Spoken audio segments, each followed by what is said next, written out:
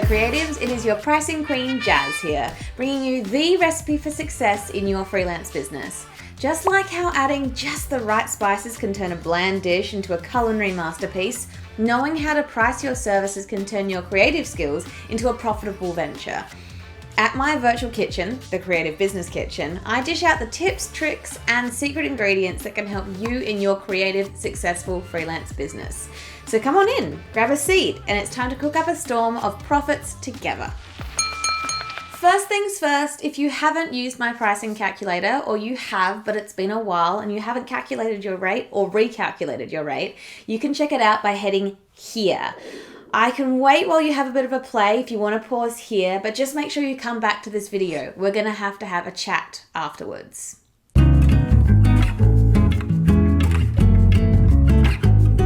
Okay, you're back. Excellent. Now, let me guess, you've got some pretty big feelings that we need to work through, and probably a whole lot of questions for me. Great, I am so ready. In anticipation of what you might be wanting to know, let's cover the 4 things that you've probably realized since using that pricing calculator. Now, number 1, the calculation was probably much higher than you expected. Now, once you picked your jaw up off the floor, you probably just started to question my credibility and probably my sanity. Once you punched in all the info for your working life that you dreamed of, your hourly rate maybe seemed a little bit absurd. Part of the reason why you started freelancing was to get away from full-time hours, right? You're always dreaming of a healthy work-life balance. You probably also wanted the flexibility to take ample holidays, spontaneous days off, or rest when you're sick without panicking that you've run out of days for the year. Yet, according to my calculator, this kind of life means that your hourly rate should be like $300 an hour, which may or may not reflect what you serve as a creative. To be honest with you, if you start writing that figure on your quote, especially if you're billing hourly, you're probably not going to land many jobs, or good business relationships, or boozy networking invites.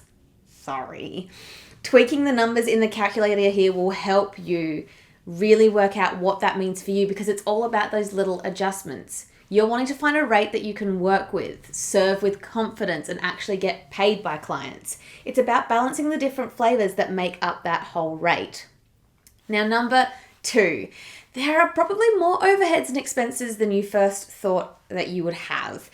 Yeah, it's not nice, but there it is. One of the biggest mistakes business owners make, especially in the beginning, is not actually accurately forecasting the expenses that you're going to experience on the day-to-day. Now, you've probably heard the phrase, you've got to spend money to make money. And while this is certainly true to a certain degree, you have to have your finger on all the business outgoings from your bank account. You need to know where that money's going.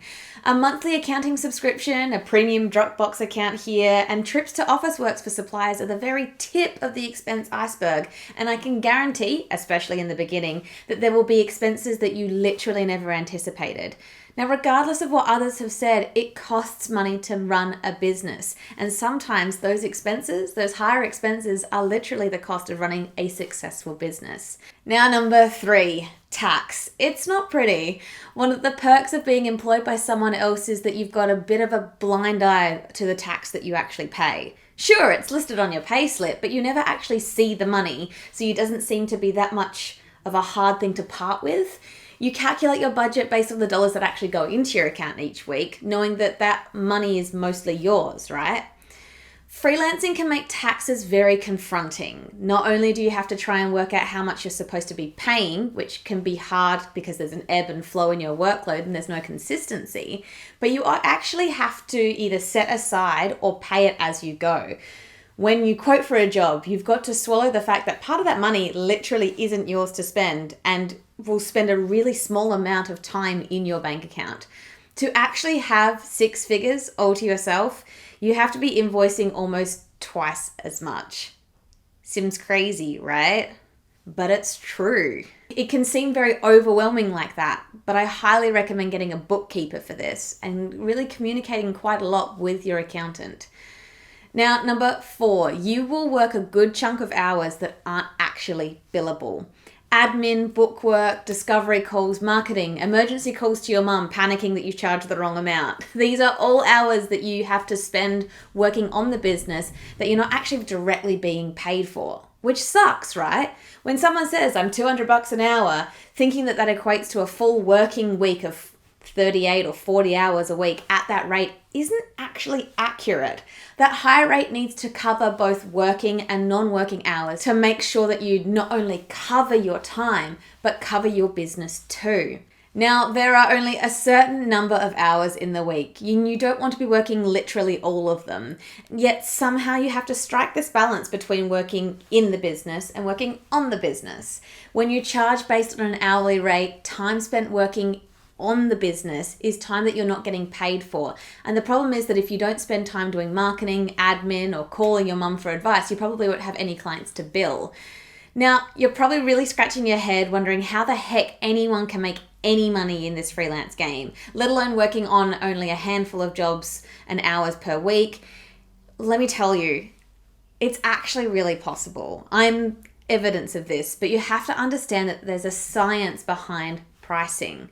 And that, my friend, is where I come in. If you're needing help with pricing your freelance skills or dreaming of a creative career that not only pays the bills but generates wealth, you should definitely jump over to the Creative Business Kitchen, where I give you tips, tricks, and sound advice and food for thought on how to create a wealthy and successful creative business for yourself.